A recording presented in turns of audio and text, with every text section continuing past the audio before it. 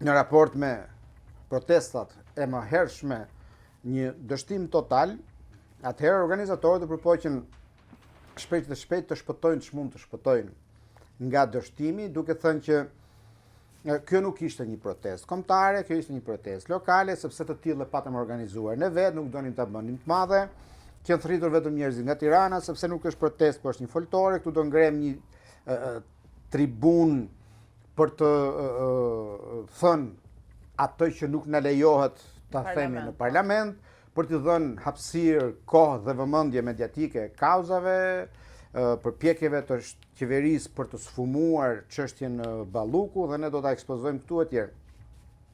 Deri këtu çdo format, çdo formulë, çdo metodë për të denoncuar, për të folur në demokraci është absolutisht e nevojshme, dhe aq më shumë në një vend si Shqipëria. Por referuar objektivit madhor që Partia Demokratike kishte ekspozuar gjatë gjithë javës, protest për të rrëzuar qeverinë.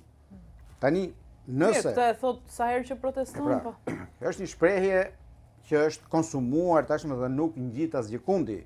Edhe pas kësaj, zoti Berisha sërish thoshte që tani nisi stina e protestave dhe ka ardhur fundi i qeverisë. Është një deklaratë e bërë bajate, sepse rregullisht e dëgjojmë protesta që shënon fundin e Ramës, protesta që shënon fundin e Ramës, fillon fillimi i fundit të Ramës, etj, sa kjo gjë as ngjit, as motivon, as frymëzon më njerëz për të dalë në rrugë.